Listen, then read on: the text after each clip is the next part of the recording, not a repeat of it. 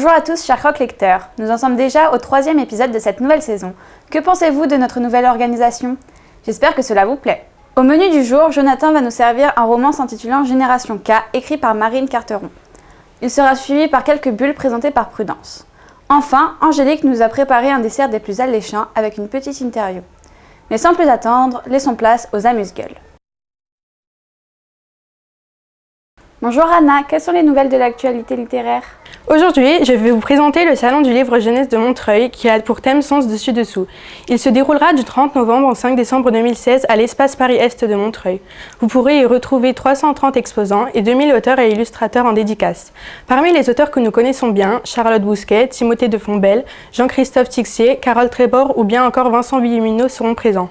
Des expositions comme La règle et le jeu sont à découvrir. Des animations auront lieu, par exemple une bataille entre les 4 auteurs du 4, Yves Grevet, Carole Trébord, Florence Hinkel et Vincent Villeminot qui devront faire de la création de fiction avec les jeunes.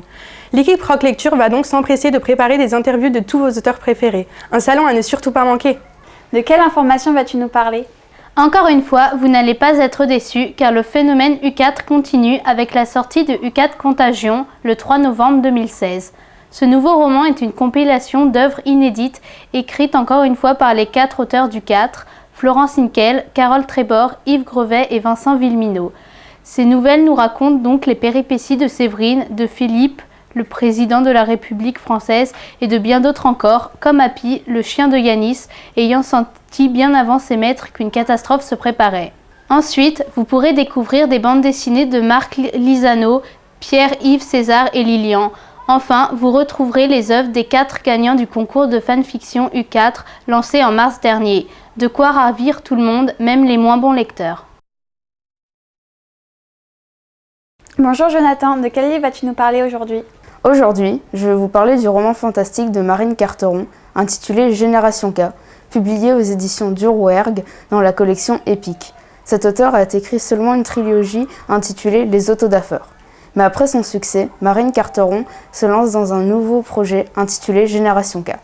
Que se passe-t-il dans ce livre? Il y a une vingtaine d'années, dans le village de Brașov, en Roumanie, se dressait, à l'écart des habitations, un camp de tziganes. Ces derniers y sont présents depuis des siècles. Personne n'ose leur adresser la parole et les villageois n'apprécient pas leur présence. Leur chef, surnommé Celle qui écoute, a appris que le maître va revenir plus tôt que prévu. Et les tziganes, les serviteurs de ce dernier, doivent préparer son retour. Un mois plus tard, dans le Jura, Kalina court. Elle a réussi à échapper aux enfants d'Enoch. Mais sa fuite s'avère difficile, car elle est enceinte. Elle court pour protéger ses jumeaux de ses ennemis. Aidée d'une louve, elle arrive auprès de Celle qui écoute. La tzigane l'aide à accoucher et lui promet de protéger les nouveau-nés des enfants d'Enoch. De nos jours, Cassandre fête ses 16 ans, lors d'une grande fête où elle doit être présentée aux amis de ses parents. Sa mère la vêt d'une robe de princesse qui dégoûte Cassandre au premier regard. Mais ce qui compte pour elle, c'est que Mina, sa meilleure amie, soit présente. Elles se connaissent depuis leur naissance et sont comme des sœurs. Dans le centre de détention de Roanne, Georges, un enfant abandonné devant l'église d'Épailly, purge sa peine depuis 18 mois. Mais aujourd'hui, le gardien appelle Georges pour le prévenir d'une visite. Mais Georges a horreur qu'on l'appelle ainsi.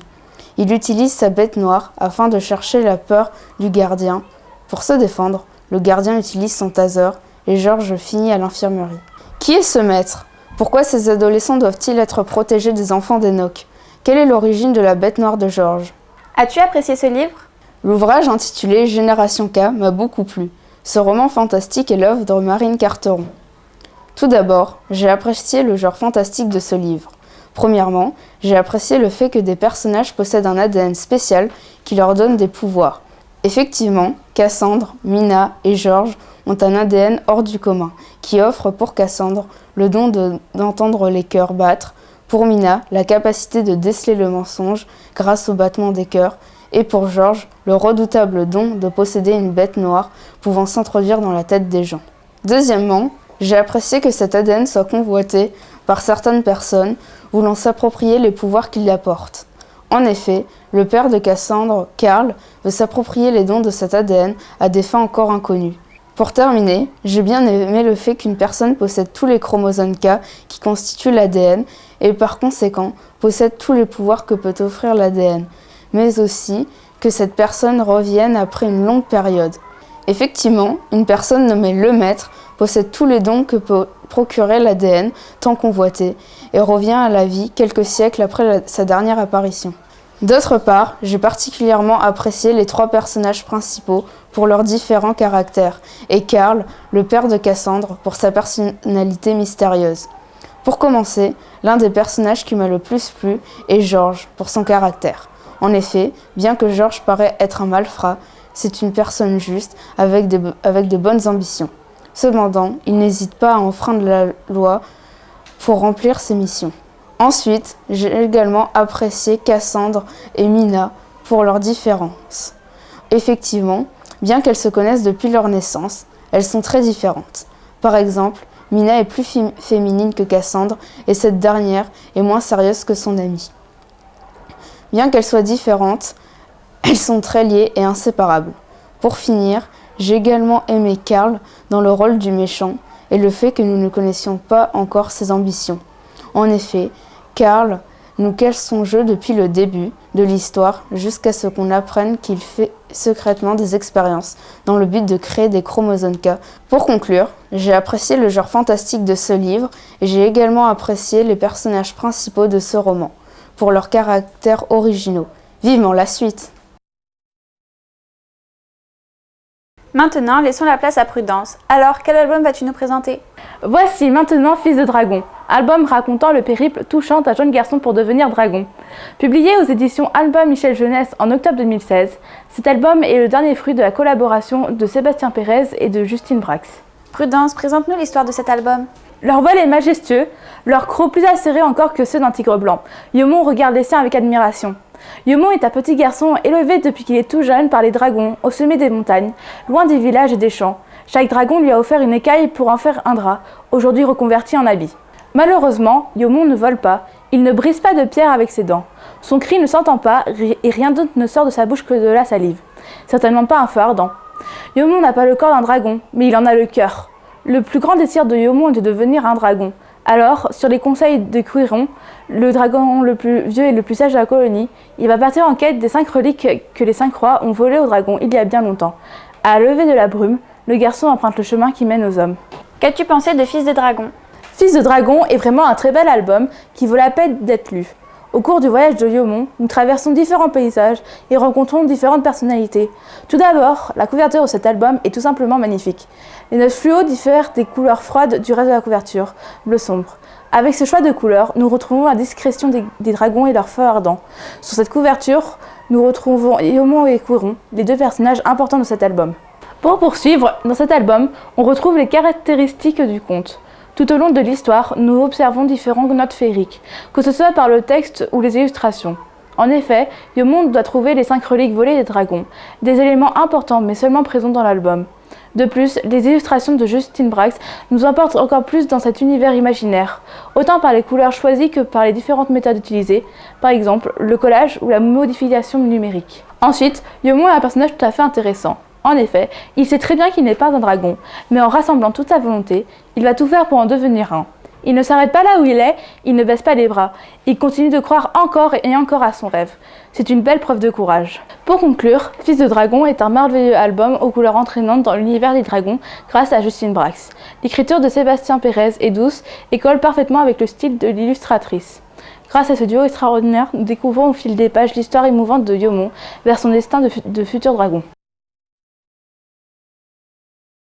Enfin, retrouvons Angélique au Salon du Livre d'Évreux pour une interview que je vous laisse découvrir.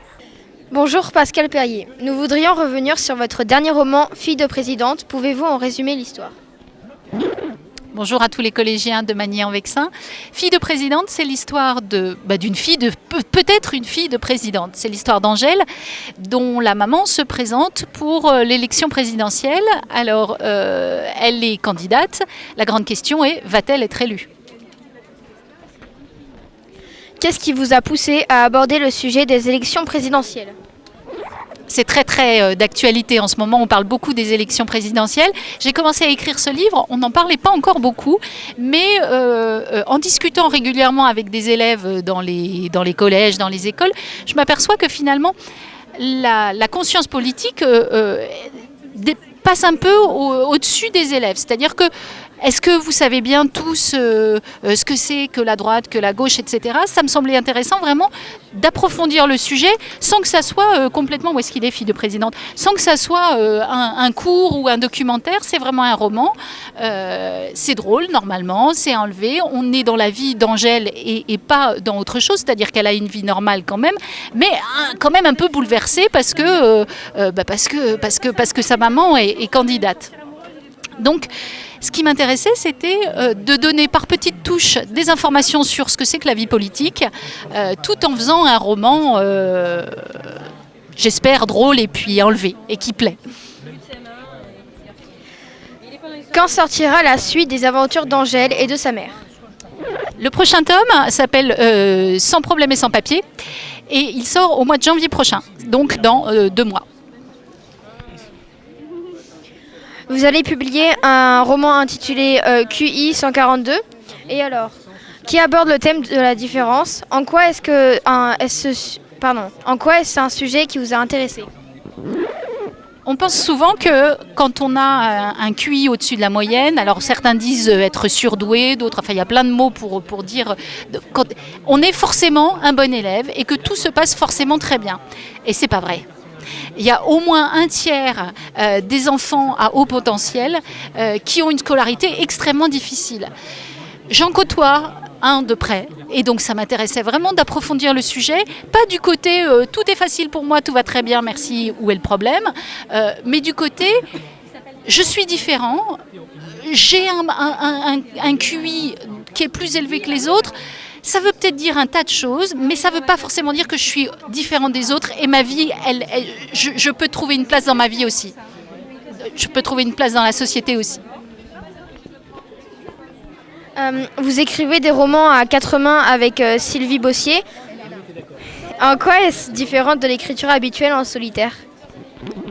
Tu as déjà tout dit, c'est différent parce que habituellement je suis toute seule devant mon ordinateur à écrire mes histoires et quand on est à 2 à écrire une histoire, on partage, on réfléchit ensemble, on écrit ensemble, on se corrige ensemble et donc dans le respect et dans la bienveillance, on invente un univers et ça c'est très enrichissant d'être 2 aussi parce qu'on sort un peu de soi-même. Or, sinon, c'est vrai que l'écriture est quand même une activité très, très individualiste, très, très isolée, où on est solitaire. Donc ça m'intéresse d'écrire à la fois seule, parce qu'il y a des choses que j'ai envie d'écrire seule, et à 2 pour pouvoir partager un tas de choses aussi. Quels sont vos futurs projets pour l'année 2017 ? Alors pour l'année 2017, il y a plein de futurs projets, je suis très contente. Donc il y a la suite de Fille de présidente qui va sortir au mois de janvier.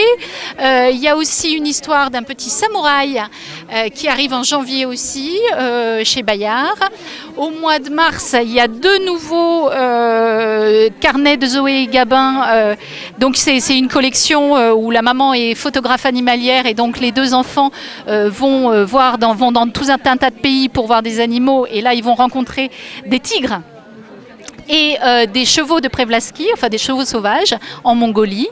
Qu'est-ce qui arrive d'autre aussi une histoire, enfin plein d'autres choses. Là, ça ne me revient pas forcément parce que les livres ne sont pas encore forcément finalisés, mais il y a plein de projets enthousiasmants et qui me plaisent vraiment. C'en est fini de ce 3e numéro qui, je l'espère, vous a plu. Nous irons bientôt au Salon du Livre d'Histoire de Versailles qui a lieu le 26 et le 27 novembre. Nous rencontrerons quelques auteurs pour parler de leurs livres. N'oubliez pas de vous abonner à notre chaîne YouTube et de laisser un commentaire. Quant à moi, je vous retrouve dans 2 semaines pour un nouvel épisode.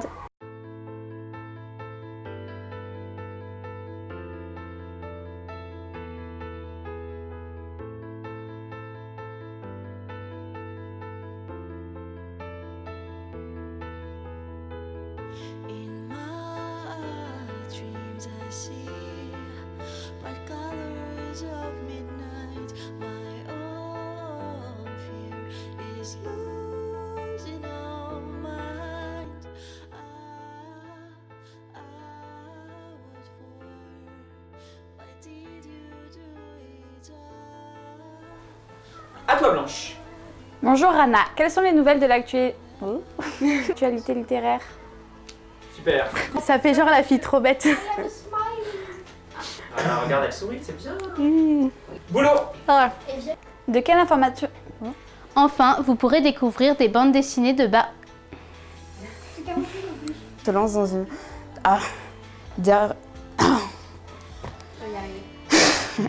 Mais... il n'y a pas de mais. T'es où? Enfant abandonné devant les Publié aux Albins...